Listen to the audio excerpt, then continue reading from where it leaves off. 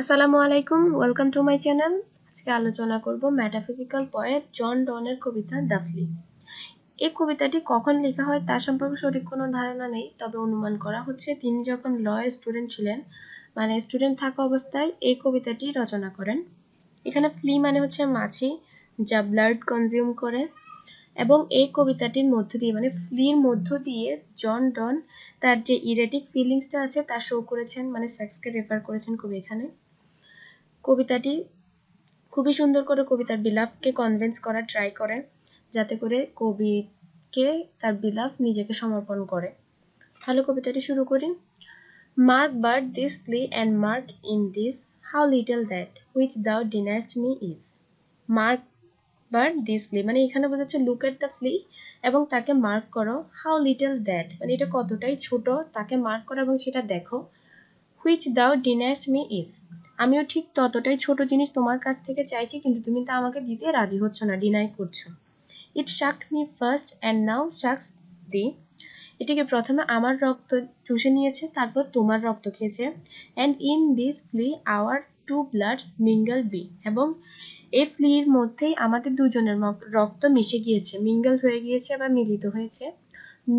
Thou knowest that this cannot be said as sin, nor shame, nor loss of maidenhead. তা আমাদের এই মিলিত হওয়াতে মানে মাছের শরীরে আমাদের মিলিত হওয়াটা কোনো প্রকার সিন, পাপ বা লজ্জা কোনো কিছুই হয়নি। এতে করে তোমার ভার্জিনিটি মানে কুমারিত্ব লস হয়নি। Yet this enjoys before it কি তাও কি এটা তোমার শরীরে কোনো প্রকার পারমিশন না নিয়েই তোমার রক্তকে উপভোগ করেছে বা তোমার শরীরকে উপভোগ করেছে। ও মানে হচ্ছে প্রাণী প্রার্থনা করা, মানে কোনো কিছুর জন্য অনুনয় বিনয় করা, কিন্তু মাছেটি কিছু না করে তোমার শরীরটাকে এনজয় করেছে।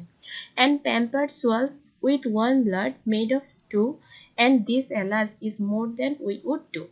এখানে বোঝানো হচ্ছে মাছিটি আমাদের রক্ত খেয়ে মানে তাদের রক্ত খেয়ে সোয়ালস মানে ফুলে গিয়েছে, প্রাউড ফিল করছে। তার মানে ওই আমাদের দুজনের রক্ত পান করে মাছিটি যে পরিমাণ প্রাউড বা এনজয় পাচ্ছে, আমরা দুজন ভালোবাসার মধ্যে দিয়ে সেই এনজয়টা পাচ্ছি না।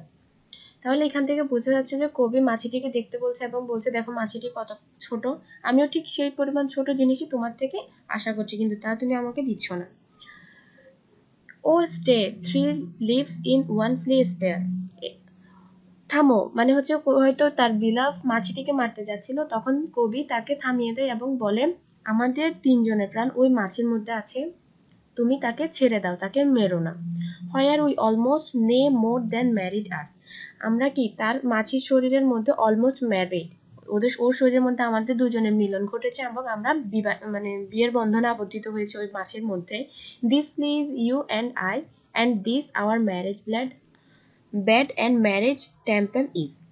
ওই ফ্লিটার মধ্যে কি আমি এবং তুমি আছি, এবং ওই ফ্লি হচ্ছে আমাদের ম্যারেজ ব্যাড যেটা আছে তা, এবং ম্যারেজ টেম্পলও, কারণ তার শরীরেই তো আমরা মিলিত হয়েছি, তাই তাকে তার শরীরটাকে বা তার বডিটাকে বোঝানো হচ্ছে ম্যারেজ ব্যাড এবং marriage temple.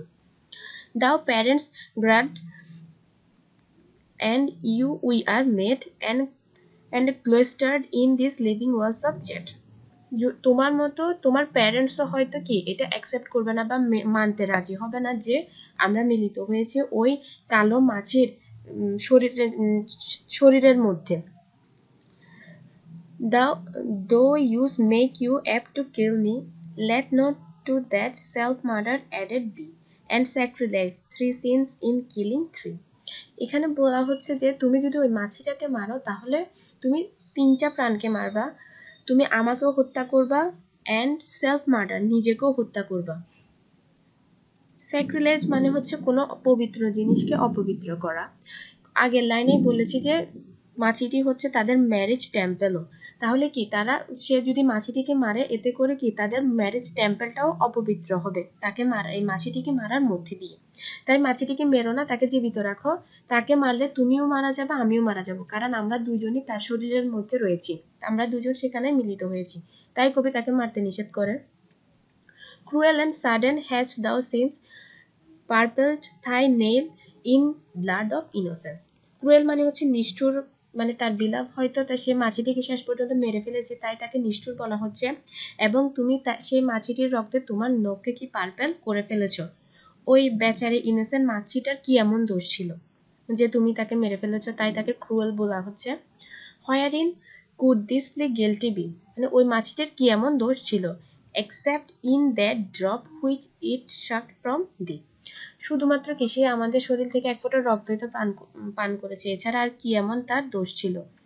Yet thou trampest and stayest that thou findest not thyself nor me the weaker now. এখন তো তুমি খুশি হচ্ছ, মানে এখন তুমি বলো যে তুমি কি নিজে উইক বোধ করছো ওই মাছিটি তোমার শরীর থেকে রক্ত পান করার ফলে, নাকি আমি উইক বোধ করছি? এমন কিছুই তো হচ্ছে না, তাহলে সেই মাছিটিকে মেরে কি এমন লাভ হলো? টিস true then learn how false fierce B, এখানে বোঝানো হচ্ছে যে টিস ট্রু মানে হচ্ছে যে এটা সত্য, বা আমাদের মধ্যে মানে এখানে একটা শিক্ষা নেওয়া যায় যে কি আমাদের যে ধারণাগুলো আছে তা কতটা বেসলেস, আমরা ফলস নিজেকে মানে কতটা বেসলেস ধারণার উপরে আমরা বসবাস করি, এটাই বোঝানো হচ্ছে আমাদের ভয়টা কতটাই false. Just so much honor when thy yieldest to me will waste as this fleece that took life from thee. এখানে বোঝানো হচ্ছে ইয়েল্ডেস মানে হচ্ছে সমর্পণ করা। ওই মাছিটা তোমার রক্ত পান করে যে পরিমাণ তার সম্মান নষ্ট হয়েছে, ঠিক মানে তোমার সম্মান যতটা নষ্ট হয়েছে ওই মাছিটি তোমার রক্ত পান করার কারণে, আর তুমি যদি আমাকে নিজেকে সমর্পণ করো ঠিক সেই পরিমাণ সম্মানই তোমার নষ্ট হবে। মানে বোঝাতে চাচ্ছে একটা ড্রপ রক্ত পরিমাণ সম্মান তার ক্ষতি হবে যদি তার বিলাভ তাকে কবি জন ডনের কাছে সমর্পণ করে। এখানে কবি খুব ক্লেভারলি তার বিলাভকে কনভিন্স করার ট্রাই করে যাতে তার বিলাভ তার সাথে ফিজিক্যালি ইউনিয়ন করে বা তাকে নিজেকে সমর্পণ করে। আশা করি বুঝতে পেরেছেন। ধন্যবাদ সবাইকে।